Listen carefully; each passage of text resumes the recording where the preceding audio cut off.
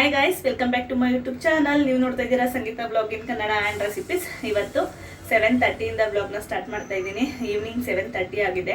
ನಾನು ಡ್ಯೂಟಿಯಿಂದ ಬಂದು ಒಂದು ವಿಡಿಯೋ ಎಡಿಟಿಂಗ್ ಇತ್ತು, ಮುಗಿಸ್ಕೊಂಡು ಸ್ವಲ್ಪ ಕೆಲಸ ಇತ್ತು, ಎಲ್ಲ ಮುಗಿಸ್ಕೊಂಡು ಇವಾಗ ವಿಡಿಯೋ ಸ್ಟಾರ್ಟ್ ಮಾಡಿದ್ದೀನಿ. ಇವತ್ತು ಒಂದು ರೆಸಿಪಿ ಜೊತೆಗೆ ಬಂದಿದ್ದೀನಿ. ಏನಪ್ಪ ಅಂದರೆ ತುಂಬ ರಿಕ್ವೆಸ್ಟ್ ಬರ್ತಾ ಇತ್ತು ನನ್ನ ಹಳೆಯ ವಿಡಿಯೋಸಲ್ಲಂತೂ. ಈ ರೆಸಿಪಿ ಬಗ್ಗೆ ತುಂಬ ಅಂದರೆ ತುಂಬ ಕಮೆಂಟ್ ಬರ್ತಾ ಇತ್ತು. ಏನಪ್ಪ ಅಂದರೆ ಅಕ್ಕಿ ರೊಟ್ಟಿ ಮತ್ತು ಗುಡ್ಗಾರ. ಸಿಸ್ಟರ್, ನಿಮ್ಮೂರ ಸೈಡು ಹಾಸನ ಸೈಡು ಯಾವ ಥರ ಗುಡ್ಗಾರ ಮಾಡ್ತೀರಾ, ಯಾವ ಥರ ರೊಟ್ಟಿ ಮಾಡ್ತೀರಾ, ಪ್ಲೀಸ್ ತೋರಿಸಿ ಅಂತ ಒಂದು ಕೆಲವು ಜನ ಕಮೆಂಟ್ ಮಾಡಿದ್ರು.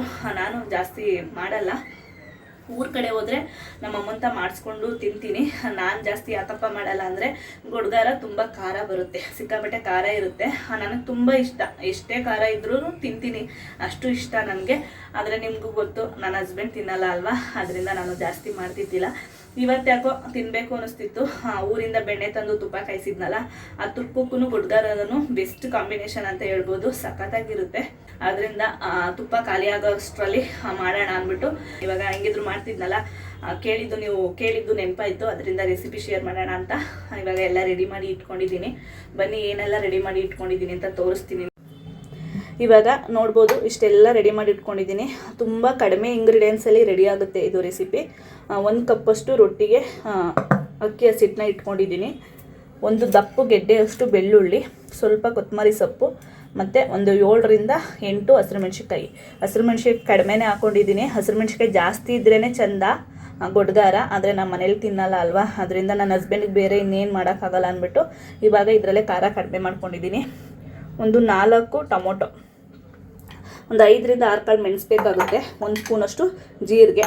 ಇಷ್ಟು ಐಟಮ್ಸ್ ಇದ್ದರೆ ಸಾಕು. ಸ್ವಲ್ಪ ಹುಣಸೆಹಣ್ಣು ಇದ್ರ ಜೊತೆಗೇ ಆರಾಮಾಗಿ ಮಾಡ್ಕೋಬೋದು. ಸೂಪರಾಗಿರುತ್ತೆ ರೆಸಿಪಿ ಮಾತ್ರ. ಇನ್ನೊಂದು ಹೇಳಬೇಕು ಅಂದರೆ, ನಾನು ಚಿಕ್ಕ ವಯಸ್ಸಿಂದ ನನ್ನ ಫೇವ್ರೇಟ್ ರೆಸಿಪಿ ಅಂತಲೇ ಹೇಳ್ಬೋದು ಅಕ್ಕಿ ರೊಟ್ಟಿ ಗುಡ್ಗಾರ. ಅಕ್ಕಿ ರೊಟ್ಟಿ ಅಂತಲೇ ಏನಿಲ್ಲ, ರಾಗಿ ರೊಟ್ಟಿ ಜೊತೆಗೂ ಚೆನ್ನಾಗಿರುತ್ತೆ. ನಮ್ಮೂರ ಕಡೆ ಅಕ್ಕಿ ರೊಟ್ಟಿ ಮತ್ತು ರಾಗಿ ರೊಟ್ಟಿ ಎರಡೂ ಮಾಡ್ತಾರೆ.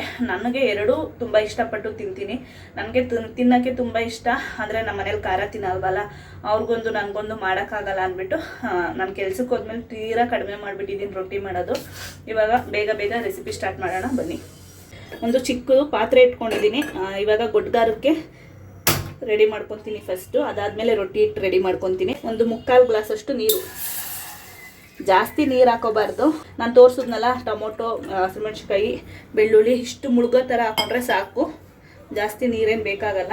ಇವಾಗ ಟೊಮೊಟೊ ಸೇರಿಸ್ಕೊತಾ ಇದ್ದೀನಿ.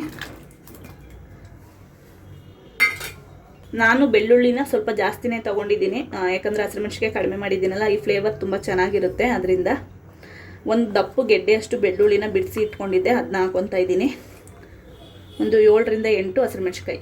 ನಿಜವಾಗ್ಲೂ ಒಂದೊಂದು ಇಡಿ 2 ಇಡಿ ಹಾಕ್ಕೊತಾರೆ ಹಸಿಮೆಣ್ಸಿಕಾಯಿ, ಅಷ್ಟು ಟೇಸ್ಟಾಗಿರುತ್ತೆ. ಖಾರ ಅಂದ್ರೇ, ಗುಡ್ಗಾರ ಅಂದ್ರೇ ಖಾರ ಇರಲೇಬೇಕು, ಅದರಿಂದ ಜಾಸ್ತಿ ಸೇರಿಸ್ಕೊತಾರೆ. ಇವಾಗ ಟೊಮೊಟೊ ಎಲ್ಲ ಚೆನ್ನಾಗಿ ಬೇಯೋಕ್ಕೆ ಸ್ವಲ್ಪ ಉಪ್ಪು, ಜಾಸ್ತಿ ಉಪ್ಪು ಹಾಕ್ಕೊತ ಇಲ್ಲ, ಅರ್ಧದಷ್ಟು ಉಪ್ಪು ಹಾಕ್ಕೊಂಡಿದ್ದೀನಿ.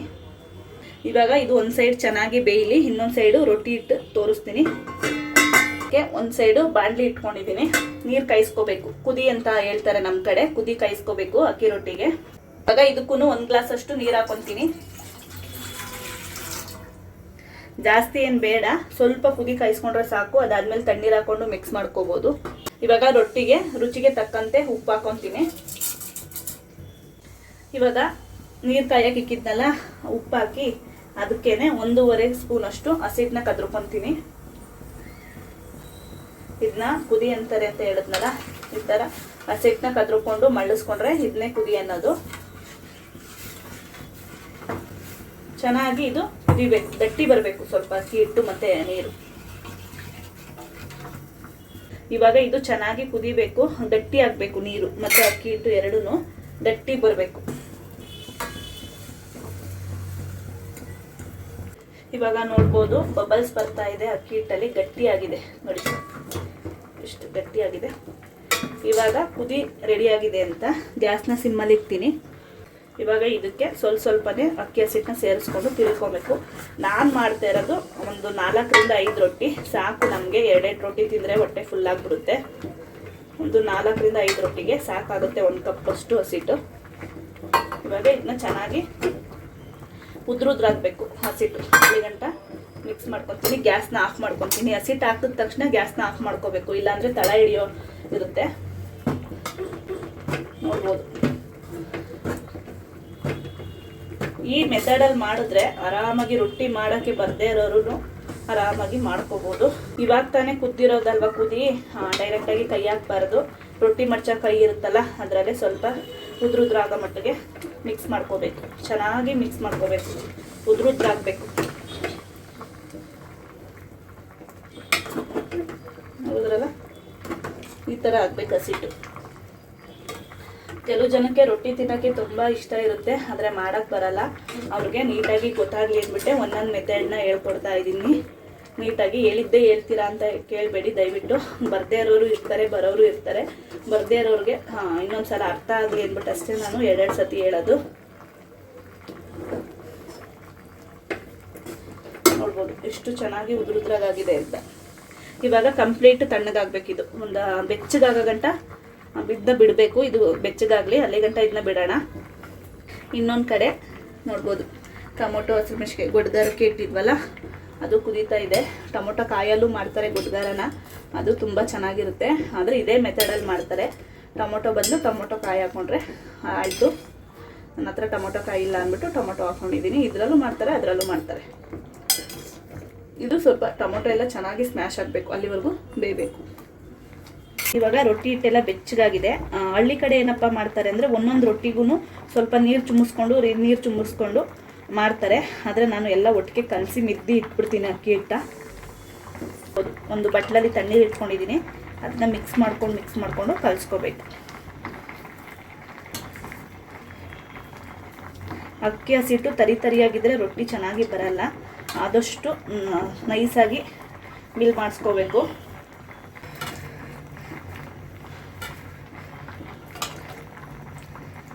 ಸ್ವಲ್ಪ ಜಾಸ್ತಿ ನೀರು ಹಾಕೋಬಾರ್ದು, ತೆಳಗಾಗ್ಬಿಡುತ್ತೆ. ಸ್ವಲ್ಪನೇ ನೀರನ್ನ ಹಾಕೊಂಡು ನಾದ್ಕೋಬೇಕು.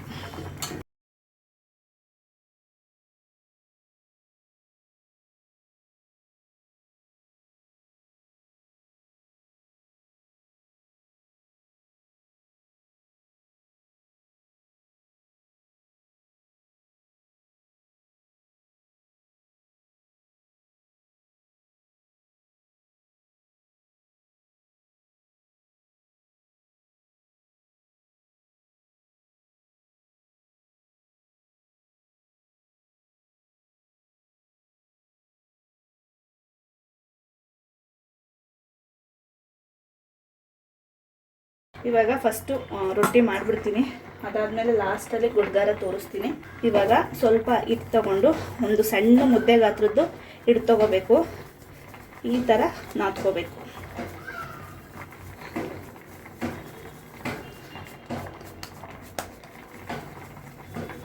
ನಾನು ಆದಷ್ಟು ಪುಟ್ಟ ರೊಟ್ಟಿನೇ ಮಾಡ್ಕೊತೀನಿ, ಅತಿ ದೊಡ್ಡ ರೊಟ್ಟಿ ಏನು ಮಾಡಲ್ಲ.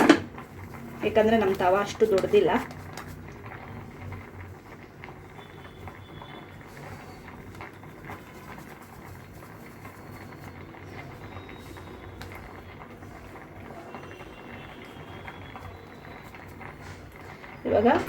ಇವಾಗ ಇನ್ನೊಂದು ಸೈಡು ಗ್ಯಾಸ್ ಆನ್ ಮಾಡಿಕೊಂಡು ಒಂದು ರೊಟ್ಟಿ ತವ ಇಟ್ಕೊತೀನಿ. ಇದನ್ನ ನಾನು ರೊಟ್ಟಿ ಮಾಡೋಕ್ಕೆ ಅಂತಲೇ ಇಟ್ಕೊಂಡಿರೋದು. ಎಲ್ಲ ಗದ್ಗೆ ಅಂಗಡಿಲೂ ಸಿಗುತ್ತೆ ಇದು. ನಾನು ಮದುವೆ ಆದ ಹೊಸದಲ್ಲಿ ಫಸ್ಟ್ ತೊಗೊಂಡಿದ್ದ ತವ ಇದು. ನಮ್ಮೂರ ಕಡೆ ಎಲ್ಲ ಈ ಥರ ತವದಲ್ಲೇ ರೊಟ್ಟಿ ಮಾಡೋದು. ಇವಾಗ ಇದು ಕಾಯಿಲಿ, ತವ ಕಾಯೋ ಅಷ್ಟರಲ್ಲಿ ಇನ್ನೊಂದು ಸೈಡ್ ರೊಟ್ಟಿ ತೊಟ್ಕೊಂಡ್ಬಿಡೋಣ. ಹಸಿಟ್ಟು ಹಾಕೋಬೇಕು ಕೆಳಗಡೆ. ನೋಡ್ಬೋದು ಸಾಫ್ಟಾಗಿ ಇಟ್ಟು ನಾವು ರೆಡಿ ಮಾಡಿಕೊಂಡ್ರೆ ಆರಾಮಾಗಿ ರೊಟ್ಟಿ ತಟ್ಬೋದು. ಜಾಸ್ತಿ ಪ್ರೆಷರ್ ಕೊಟ್ಟು ತೊಟ್ಟೋದಾದರೆ ಒಡೆದೋಗ್ಬಿಡುತ್ತೆ. ಲೈಟಾಗಿ ಪ್ರೆಸ್ ಮಾಡಿಕೊಂಡು ತೊಟ್ಟಬೇಕು.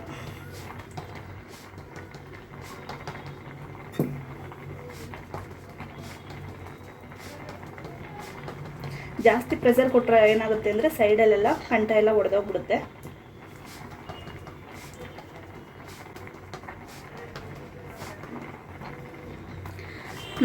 ಆಲ್ಮೋಸ್ಟ್ ಮಂಡ್ಯ ಸೈಡರೆಲ್ಲ ನಮ್ಮ ಸೈಡ್ ರೊಟ್ಟಿನ ಇಷ್ಟಪಡ್ತಾರೆ. ಆದರೆ ನಮ್ಮ ಸೈಡರು ಬಳಿಯ ರೊಟ್ಟಿ ಇಷ್ಟಪಡ್ತಾರೆ. ಯಾಕಂದರೆ ಈ ಸೈಡರ್ಗೆ ಬಳಿಯ ರೊಟ್ಟಿ ಬರಲ್ಲ, ಮಂಡ್ಯ ಸೈಡರ್ಗೆ ತೊಟ್ಟ ರೊಟ್ಟಿ ಬರಲ್ಲ. ನಮ್ಮ ಅತ್ತೆ ತುಂಬ ಇಷ್ಟಪಡ್ತಾರೆ, ಯಾವಾಗಲೂ ಹೇಳ್ತಾ ಇರ್ತಾರೆ ರೊಟ್ಟಿ ಚೆನ್ನಾಗಿ ಮಾಡ್ತೀಯ ಕಣಮ್ಮ ನೀನು ಅಂತ. ನೀವು ನಾನು ತೋರಿಸಿರೋ ಮೆಥಡಲ್ಲಿ ನೀಟಾಗಿ ಮಾಡಿದ್ರೆ ಆರಾಮಾಗಿ ರೊಟ್ಟಿ ತೆಳ್ಳಗೆ ಮಾಡ್ಕೋಬೋದು. ನೋಡಿದ್ರಲ್ಲ ಇಷ್ಟು ಚೆನ್ನಾಗಿ ಬಂತು ರೊಟ್ಟಿ ಅಂತ. ಸಾಕು. ಅತಿ ತೆಳ್ಳದಾದರೆ ಚೆನ್ನಾಗಿರಲ್ಲ, ರಫ್ ಆಗಿಬಿಡುತ್ತೆ, ಕರುಮ್ ಕ್ರಿಸ್ಪಿ ಥರ ಆಗಿಬಿಡುತ್ತೆ, ಅಷ್ಟು ಚೆನ್ನಾಗಿರಲ್ಲ ತಿನ್ನೋಕ್ಕೆ. ಇವಾಗ ಇದನ್ನ ತವ ಮೇಲೆ ಹಾಕ್ಕೊತೀನಿ. ತವ ಸ್ವಲ್ಪ ಕಾಯಬೇಕಿನ್ನ. ಇವಾಗ ತವ ಕಾದಿದೆ, ರೊಟ್ಟಿ ಹಾಕೊಳ್ಳೋಣ. ರೊಟ್ಟಿ ಹಾಕ್ಕೊಡ್ತೀನಿ.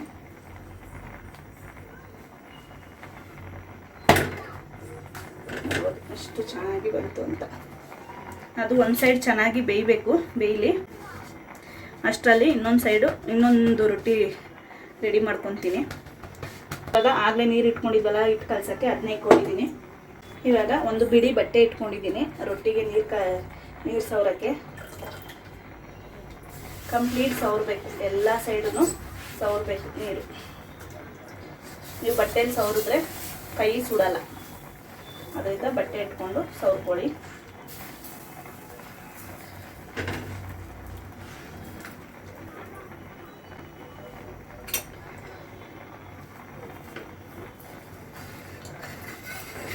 ನೀರು ಸವರಿದ ತಕ್ಷಣ ತಿರ್ಕೊಬೇಕು. ನೋಡಿದ್ರಲ್ಲ ಎಷ್ಟು ಚೆನ್ನಾಗಿ ಬಂತು ರೊಟ್ಟಿ ಅಂತ, ತುಂಬ ತೆಳುವಾಗಿ ಬಂದಿದೆ. ಇವಾಗ ನೋಡ್ಬೋದು ರೊಟ್ಟಿ ಎಷ್ಟು ಚೆನ್ನಾಗಿ ಎದ್ದೇಳ್ತಾ ಇದೆ ಅಂತ. ಇವಾಗ ರೊಟ್ಟಿ ಈ ಥರ ಇದ್ದರೆ ಆಗಿದೆ ಅಂತ. ಇವಾಗ ಹಾಕೊಳ್ಳೋಣ. 1 ನಿಮಿಷ ಈ ಥರ, 1 ನಿಮಿಷ ಆ ಥರ ಬೇಯಿಸ್ಕೋಬೇಕು. ಹಳ್ಳಿ ಕಡೆ ಆದರೆ ಒಲೆಯಲ್ಲಿ ಈ ಕಂಠ ಎಲ್ಲ ಬೇಯಿಸ್ಕೋತಾರೆ, ತುಂಬ ಚೆನ್ನಾಗಿರುತ್ತೆ. ಇಲ್ಲಿ ಗ್ಯಾಸ್ ಮೇಲೆ ಮಾಡೋದ್ರಿಂದ ಆ ಥರ ಎಲ್ಲ ಬೇಯಿಸ್ಕೊಳಕ್ಕಾಗಲ್ಲ. ತವ ಮೇಲೇ ನೀಟಾಗಿ ಬೇಯಿಸ್ಕೋಬೇಕಷ್ಟೆ. ನೀರು ಕಂಪ್ಲೀಟ್ ಖಾಲಿಯಾಗಿದೆ ನೋಡಿ ನಾನು ಹಾಕಿರೋ ನೀರು. ಯಾಕಂದರೆ ಜಾಸ್ತಿ ನೀರು ಹಾಕ್ಕೊಂಡು ಬೇಯಿಸ್ಕೊಂಡ್ರೆ ಕುದಿಯಲ್ಲೇ ಹೋಗ್ಬಿಡುತ್ತೆ ಖಾರ ಎಲ್ಲ. ಅದರಿಂದ ಸ್ವಲ್ಪನೇ ನೀರು ಹಾಕ್ಕೊಂಡು ಬೇಯಿಸ್ಕೋಬೇಕು. ನೋಡಿದ್ರಲ್ಲ ಎಷ್ಟು ಚೆನ್ನಾಗಿ ರೆಡಿ ಆಯಿತು ರೊಟ್ಟಿ ಅಂತ. ಇನ್ನೊಂದು ರೊಟ್ಟಿ ತೊಗೊಂಡಿದ್ದೆ, ಅದನ್ನು ಹಾಕ್ಕೊಂಡೆ. ಇವಾಗ ಈ ರೊಟ್ಟಿನೂ ಅದೇ ಥರ ಬೇಯಿಸ್ಕೊತೀನಿ. ಇವಾಗ ಮತ್ತೆ ನೀರು ಸವರ್ಕೊತೀನಿ.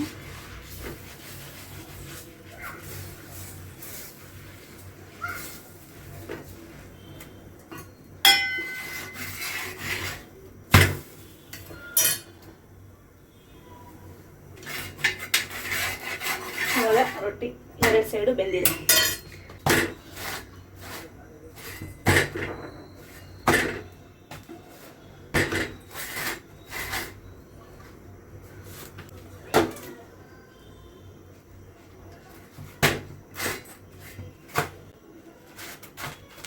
ಇವಾಗ ರೊಟ್ಟಿ 2 ಸೈಡು ರೆಡಿ ಆಯಿತು. ಒಂದು 2 ರೊಟ್ಟಿ ಮಾಡ್ಕೊಂಡಿದ್ದೀನಿ.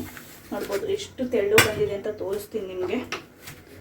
ನೋಡಿ ಎಷ್ಟು ತೆಳ್ಳಗಾಗಿದೆ ಅಲ್ವಾ, ತುಂಬ ಚೆನ್ನಾಗಿ ಬಂದೈತೆ ರೊಟ್ಟಿ ಮಾತ್ರ.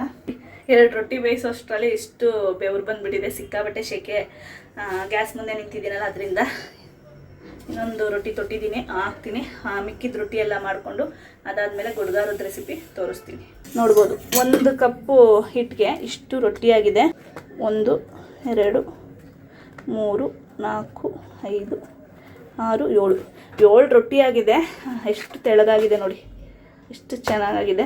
ನಾನು 5 ರೊಟ್ಟಿ ಮಾಡೋಣ ಅಂದ್ಬಿಟ್ಟು ಮಾಡಿದ್ದು. ಇವಾಗ ರೊಟ್ಟಿ ಆಯಿತು, ಗುಡ್ಗಾರ ರೆಡಿ ಮಾಡ್ಕೊತೀನಿ. ಇವಾಗ ಒಂದು ಜಾರ್ ಇಟ್ಕೊಂಡಿದ್ದೀನಿ ಗುಡ್ಗಾರ ಮಾಡ್ಕೊಳ್ಳೋಕ್ಕೆ. ಆಗಲೇ ಬೇಯಿಸಿ ಇಟ್ಕೊಂಡ್ವಲ್ಲ ಟೊಮೊಟೊ, ಬೆಳ್ಳುಳ್ಳಿ ಮತ್ತು ಹಸಿಮೆಣ್ಸಿನ್ಕಾಯಿನ, ಅದನ್ನ ಜಾರ್ಗೆ ಸೇರಿಸ್ಕೊತೀನಿ. ಇವಾಗ ಇದಕ್ಕೆ ಒಂದು ಅರ್ಧ ಸ್ಪೂನಷ್ಟು ಜೀರಿಗೆ ಹಾಕ್ಕೊತೀನಿ. ಒಂದು 6 ರಿಂದ 8 ಕಾಳು ಮೆಣಸು ಹಾಕ್ಕೊತೀನಿ. ಇವಾಗ ಸ್ವಲ್ಪ ಕೊತ್ತಂಬರಿ ಸೇರಿಸ್ಕೊತೀನಿ ಇದಕ್ಕೆ.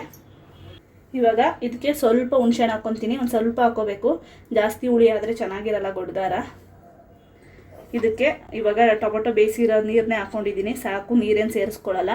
ಮೇಯ್ನ್ ಏನಪ್ಪ ಅಂದರೆ ತರಿಯಾಗಿ ರುಬ್ಕೋಬೇಕು. ನೈಸಾಗಿ ರುಬ್ಕೊಂಡ್ರೆ ಅಷ್ಟು ಚೆನ್ನಾಗಿರಲ್ಲ. ತರಿಯಾಗಿ ರುಬ್ಕೊಂಡ್ರೆ ಚೆನ್ನಾಗಿರುತ್ತೆ ಗುಡ್ಗಾರ. ನೋಡ್ಬೋದು ಇಷ್ಟು ತರಿಯಾಗಿ ರುಬ್ಕೊಂಡ್ರೆ ಸಾಕು.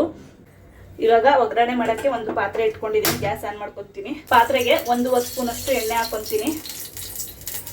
ಇವಾಗ ಇದಕ್ಕೆ ಒಂದು ಅರ್ಧ ಸ್ಪೂನಷ್ಟು ಸಾಸಿವೆ ಹಾಕ್ಕೊತೀನಿ. ಸ್ವಲ್ಪ ಕರ್ಬೇವಿನ ಸೊಪ್ಪು, ಇಷ್ಟನ್ನ ಹಾಕ್ಕೊಂಡು ಇವಾಗ ರುಬ್ಬಿಟ್ಕೊಂಡಿದ್ವಲ್ಲ ಗುಡ್ಗಾರ ಹಾಕ್ಕೊತೀನಿ. ನನ್ನ ಮಗಳು ಆಗಲೇ ನಿದ್ದೆ ಬಂದೈತೆ ಅಂತ ಇದ್ಲು ಪಾಪ. ಆದರೂ ಇವಾಗ ಕಾದಿದ್ದು ತಿನ್ಬೇಕು, ಗುಡ್ಗಾರ ತಿನ್ನಬೇಕು ಅಂದ್ಬಿಟ್ಟು ಕಾಯ್ಕೊಂಡು ಕೂತೈತೆ ಪಾಪ. ಆಗಲೇ ಟೊಮೊಟೊ ಬೇಯಿಸೋಕ್ಕೆ ಸ್ವಲ್ಪ ಉಪ್ಪು ಹಾಕ್ಕೊಂಡಿದ್ದು. ಇವಾಗ ಇನ್ನೊಂದು ಸ್ವಲ್ಪ ಒಗ್ಗರಣೆಗೆ ಉಪ್ಪು ಹಾಕ್ಕೊತಾ ಇದ್ದೀನಿ. ಚೆನ್ನಾಗಿ ಮಿಕ್ಸ್ ಮಾಡ್ಕೋಬೇಕು ಒಂದ್ಸಲ. ಇವಾಗ ನನ್ನ ಮಗಳಿಗೆ ರೊಟ್ಟಿ ಹಾಕ್ಕೊಡ್ತೀನಿ. ಪಾಪ ನಿದ್ದೆ ಬಂದ್ಬಿಟ್ಟಿದೆ ಮಗುಗೆ. ಮಧ್ಯದಲ್ಲಿ ಹಾಕೋಣ ರೊಟ್ಟಿ ಮಧ್ಯದಲ್ಲಿ. ಹಾಂ ಸೈಡಲ್ಲಿ ಹಾಕೋಣ ಬೇಡವಾ ಮಧ್ಯದಲ್ಲಿ ಬೇಡವಾ ಸಾಕು ಖಾರ ಆಗುತ್ತೆ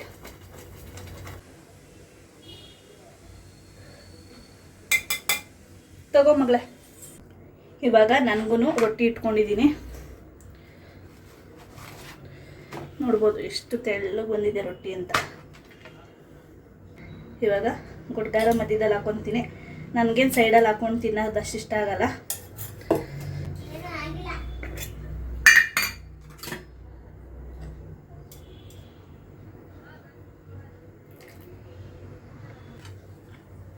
ನೋಡಿದ್ರಲ್ಲ ರೊಟ್ಟಿ ಗುಡ್ಗಾರ ಸೂಪರ್ ಕಾಂಬಿನೇಷನ್ ಮಾತ್ರ